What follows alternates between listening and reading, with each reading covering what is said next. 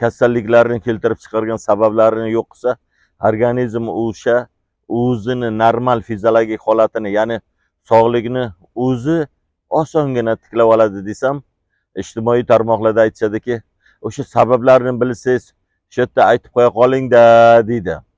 U sabablar juda ham ko'p bo'lsa, endi qaysi birini aytishim kerak?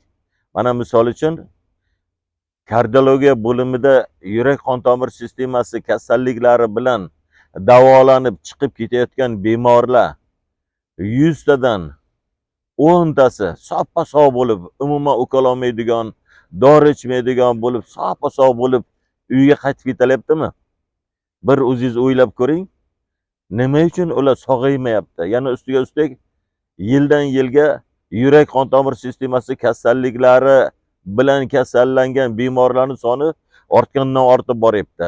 Yana shuni ustiga ustak infarkt, insult kasalliklari yana ham ko'payib ketyapti. Ya'ni yosharayapti ham deyishadi yana. Yosharayapti degani yoshlarda ham uchrayapti deganida.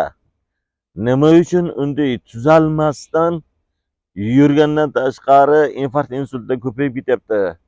O'shani nimagadir hech kim o'ylamaydi-ya. Qancha odamlarni oila a'zolari kasal, tuzalolmay yuribdi. Hech ham hayratlanishmaydi-ya. Nima uchun bular tuzalmayapti deb bir haligi bong urmaydi yoki bo'lmasa indamay yurishaveradi. Nima bunday bo'lyapti? Ijtimoiy tarmoqda karillab gapirishadi. Sabablarini bilsangiz aytib qo'ya qoling-da deb. Azizlar, mana misol uchun yurak qon tomir sistemasi kasallikni keltirib chiqargan sabablari bor. O'sha sabablaridan hozir men sizga sanab beraman. Organizmda ichak yaxshi ishlamasa ham yurak zo'riqishini hamma biladi. Jigar yaxshi ishlamasa ham yurak zo'riqishini hamma biladi. Yoki bo'lmasa o'sha yurak qon tomir sistemasi kasalliklarini keltirib chiqargan sabablarini aytayapman-da. Yana bemor nimadandir qo'rqib yashaydi. Ichida negativ deymiz biz psixologiyada, mana shu qo'rquvi bor. Ishdan bo'shab ketishdan qo'rqadimi, farzandlari beadab bo'lib qolishdan qo'rqadimi, qaynonasidan gap eshitishdan qo'rqadimi, eridan kalta yeyishdan qo'rqadimi, nimadandir qo'rquvlar ko'p-da. Yana bittasi, uni ichida gina qudrati bor, uni ham negativ deydi. Mana shu gina qudrat uni yuraklarda siqilishini yuzaga keltiradi. Yoki bo'lmasa organizmda kuchsizlanish bor. Organizmda qaysi bir mushaklarda spazm bo'lib qolganda, organizm o'zidan o'zi kuchini yo'qotib qo'yapti, quvvatsizlanib qolyapti. Ana o'sha paytda yurak butun organizmga quvvat yetkazib beraman, butun organizmdagi moddalar almashinuvini yaxshilab beraman deb zo'ri qoradi-da. Yana bitta ruhiyatda qanaqadir tushkunlik bor. Ana yana bitta sababi. Yana qonni quyilib ketishi yana bitta sababi. Qon tomirlarini siqilib qolishi, ya'ni stenoz paydo bo'lib qolishi yana bitta sababi. Bemorning ongiga men bu kasallikdan tuzalmayman degan narsa o'tirib qolgan. Ana u yana bitta sababi. Yana surunkali siqilish ichida. U kishi har narsadan siqilaveradi, biron narsa esiga tushib ketib siqilaveradi. Asabiylik eng ko'p bemorning yurak qon tomir sistemalaridagi kasalliklarni keltirib chiqarayotgan sababi bemor asabiy bo'lib qolgan. Yana bemorning ichida nafrat bor. Bemorning ichida adovat bor.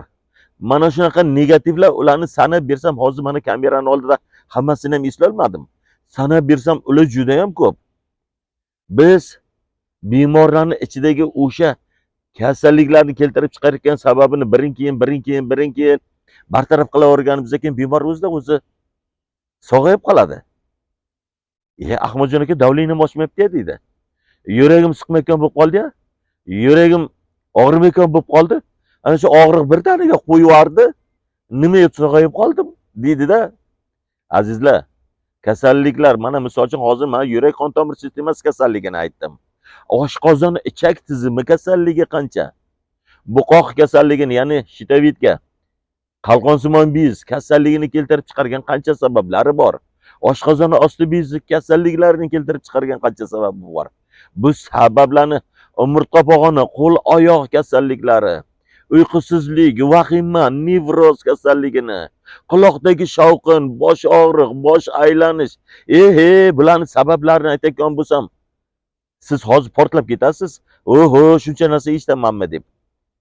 Agar kimda kim mana shunaqa kasalliklardan sog'ayishni istasa, u ichidagi kasallikni keltirib chiqargan sababini bartaraf qilish kerak. Bartaraf qilish uchun o'sha kasallikni topish kerak birinchi, keltirib chiqargan sababini. Azizlar, kimda kim sog'ayishni xohlasa, Ahmadjon Hasanov salomatlik maskaniga kelingda, mana shu ichingizdagi kasalligingizni sababi nima ekanligini toping. Uni biz sizga o'rgatamiz qanday bartaraf qilish kerak ekanligini. Birgalashib bartaraf qilamiz, birgalashib topamiz.